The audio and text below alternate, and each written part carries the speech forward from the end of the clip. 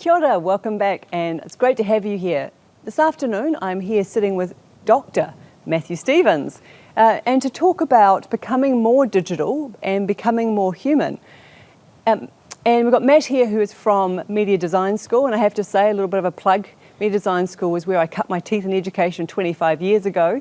Lovely to see the legacy after all these years, when I left 10 years ago as the chief executive, and now in my own organisation. So it's sort of like reconnecting here with Matt after such a long time. So I'm thrilled to have this opportunity.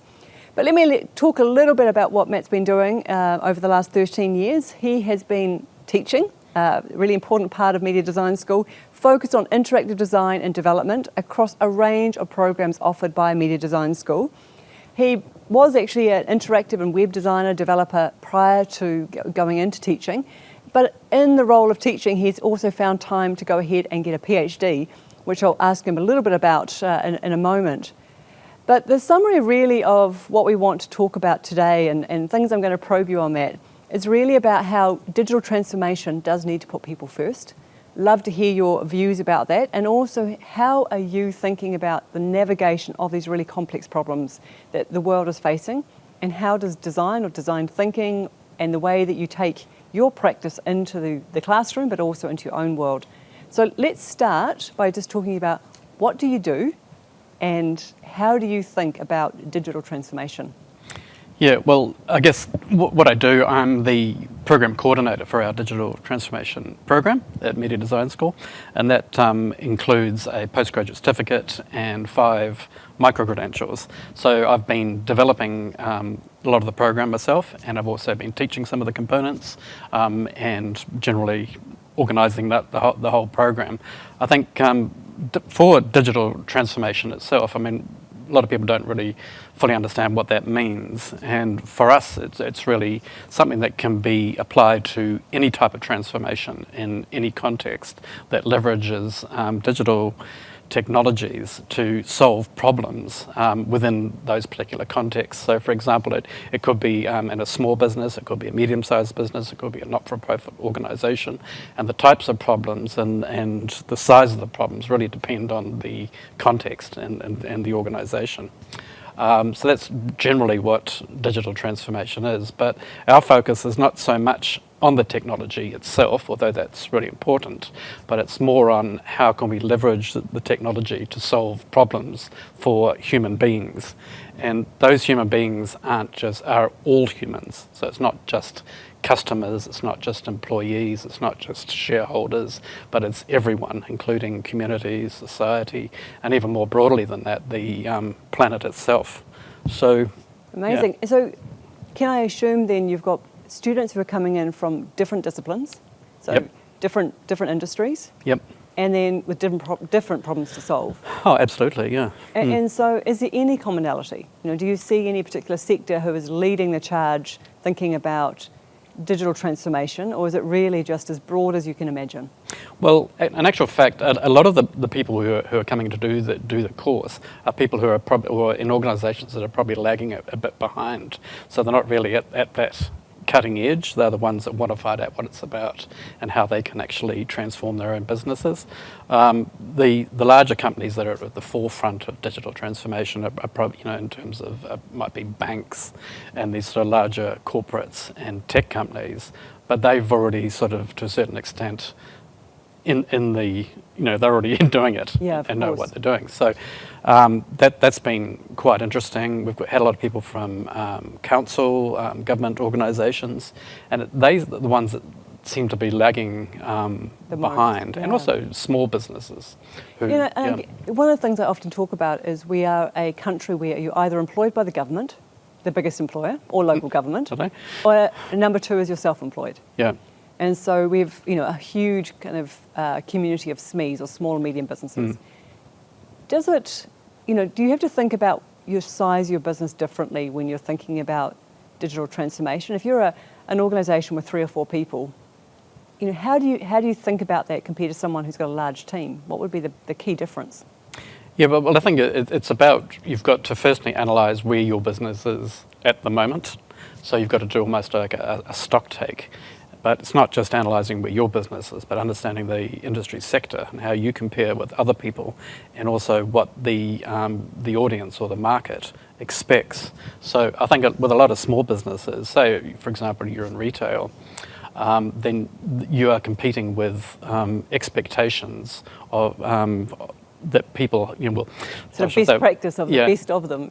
So and what we found, what was apparent when we had the first sort of COVID lockdown, is that a lot of retailers weren't even online, and that was for them just going online is a massive transformation. Yeah, it's interesting you say that, because one of the projects that I've been involved with is Digital Boost, which is an MB project, and what's interesting there, it continues to show that actually a lot of people are still not online. That actually for many businesses online means having a Facebook page. Yeah. And so, we've got a long way to go.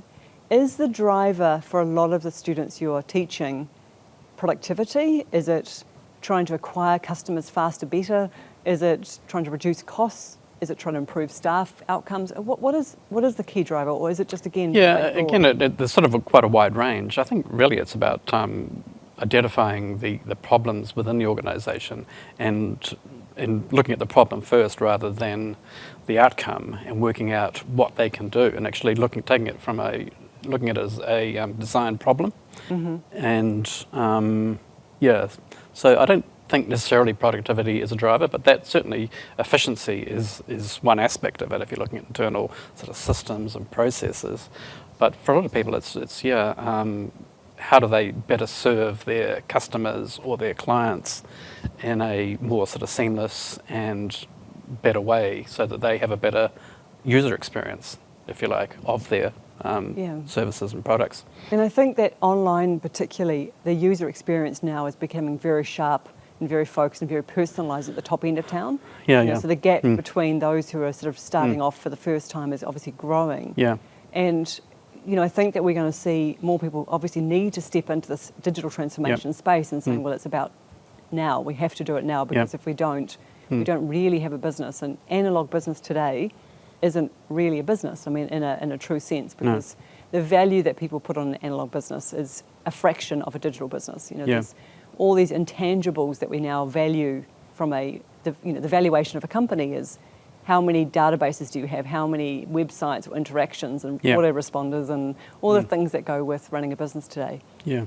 When you see people come in and are on this program, on this journey, do you think they're coming in thinking it's all about the tech, and then they suddenly discover it's all about the people, or vice versa? It depends. I think generally that's true. People think that it's about the tech, that you can transform your business, that there are all these tech solutions that exist. You can just grab them off the shelf and plug them into your business, and suddenly you'll be fine, without actually doing the analysis of their business and understanding all of the people, their customers, their stakeholders, their employees, and having a deep understanding of all of those processes and contexts.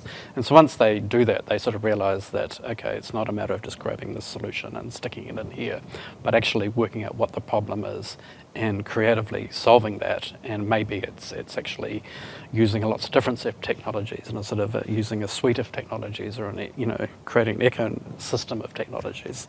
So I think that's a big eye opener for most people. And is that where you start? Is the journey start for them about sort of really looking at their business? And absolutely. That's the starting point. They've got to do a complete analysis of their organisation. So a lot of them aren't businesses as such; they're organisations. So they might be government departments, or they might be council. I imagine there'll be iwi. There'll be I imagine there's all sorts of not-for-profits. Right. And I think that in itself, the access to digital, I think, is such an important part that people often forget when you're thinking about maybe a not-for-profit, that you're thinking, I don't need that, but actually it is a way of scaling and getting out to people in such big numbers. So they don't necessarily call their clients customers, although the council does calls them customers, but they're really clients or citizens. So what are they, what are their needs and goals, and how can that organisation provide those for them? And so, is there a type of philosophy you have around leadership that works better today? I mean, do you sort of go into leadership types, theories and styles as well as part of the program? Yep, definitely.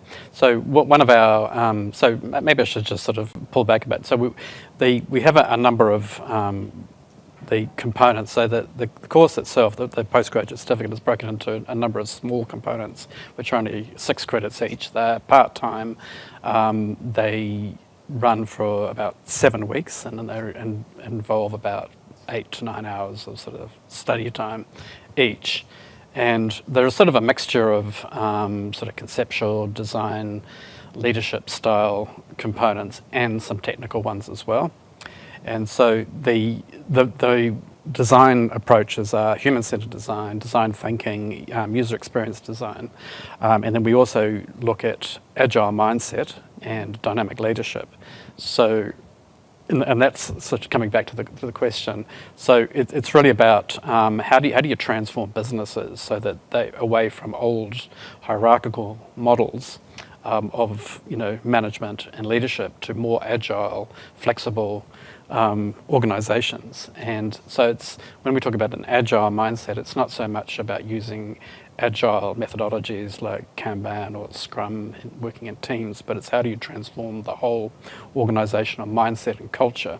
And that goes hand in hand with actually changing the management structure and leadership style to a much more sort of flatter, agile, so that it's much more, so that people are much more open, curious, experimental, not prepared to, not scared of, not being risk averse, things like this, and actually be much more responsive to problems as they occur, because the world's so sort of changeable and what has been termed radically uncertain at the moment, and continuing going forward, is that they have to be able to respond to that in the real world, in real time. And so that requires a much more dynamic form of agile leadership. So, yeah. And is there a way that you encourage them to take this knowledge back into an environment? Because that obviously is a big part of it. Yeah.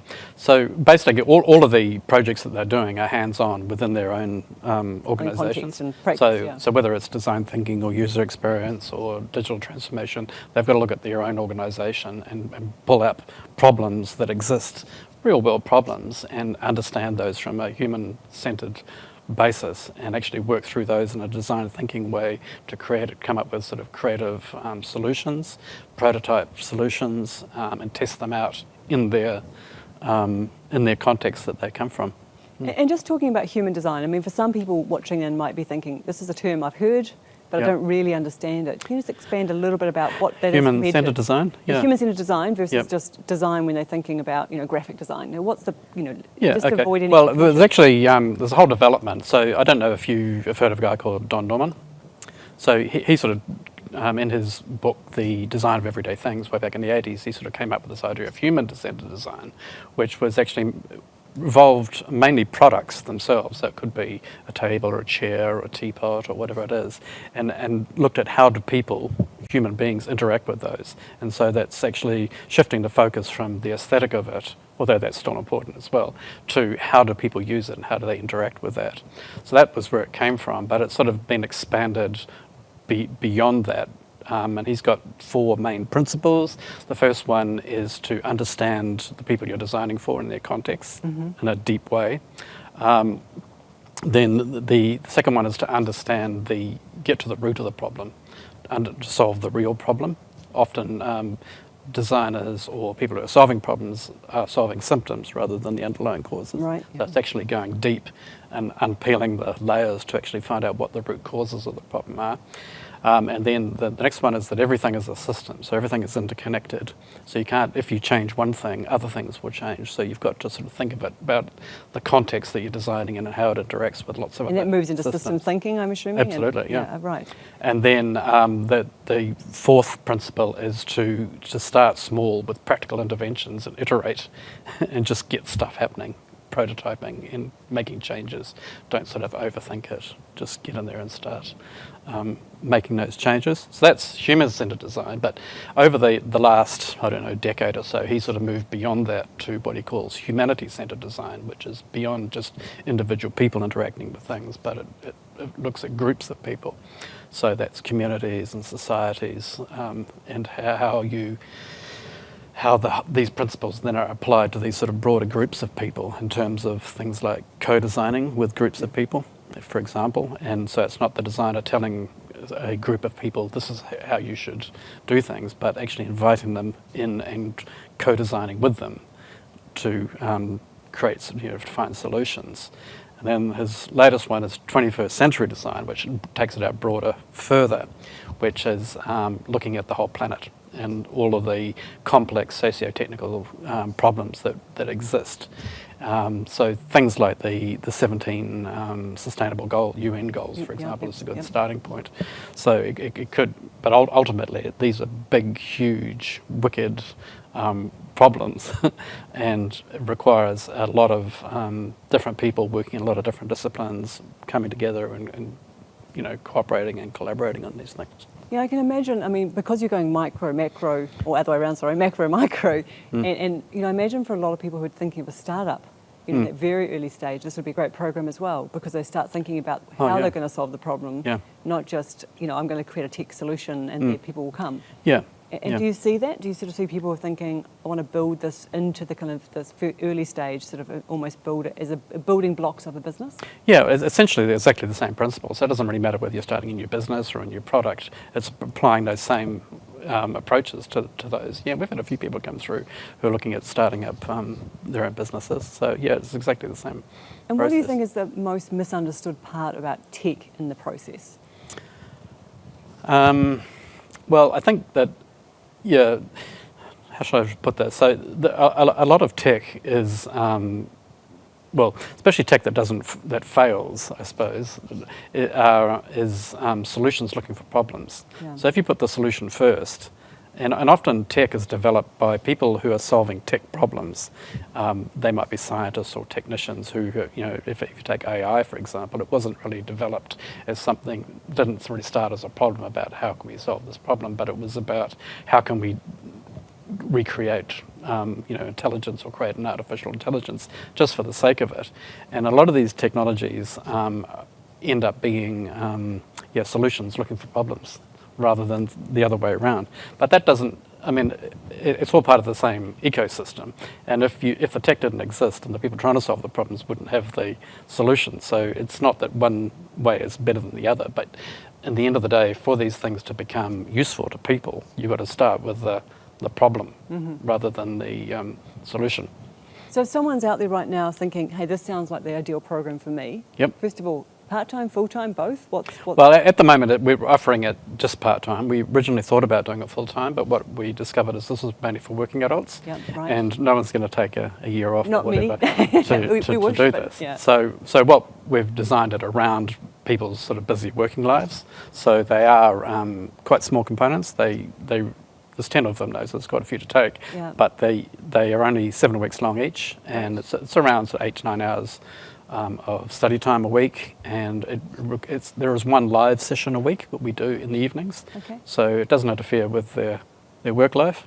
And that's just online, I'm assuming? Yeah. Yeah. Okay. So over sort of maximum amount of time over a couple of years. You definitely get it finished in a couple of years, but sooner. So if you just take one at a time, it would take 5 trimesters. So that's almost not quite 2 years. But you can double up. But some people take more than that and finish earlier. So it's really flexible. And if you want to take a break in the middle and not take any for a while and come back to it, that's fine as well. Great. Maximum flexibility. So Matt, just in terms of how do people find out about the program in terms of enrolling, just what's that logistics? Yeah, good question. That's all on our website, actually. Which is? It's mediadesignschool.com. Brilliant. Well, I think, for everyone here, this is the type of conversation that's really important to have. It's not just about tech for tech's sake. It is about finding really meaningful solutions that can scale, that can impact not just on a local community level, but actually go global, thinking about the planet, thinking about the environment. We've all got this challenge ahead of us, which is we have to be more sustainable. We have to find, really do have to think about solving problems using technologies that are not just there because someone had a great idea. They need to be validated. They need to be really out there doing great things. So any closing words for anyone who might be thinking about a bit of a career change and maybe thinking this could be for them? Oh, gosh. I'd just say, sign up. That's a pretty good prompt. Lovely to see you, Matt. It's a great honour to be able to catch up again after so many years, and I really wish you well with this program. Well, thank you very much, Frances, for having me, and it's been a pleasure too. Wonderful. Thanks so much.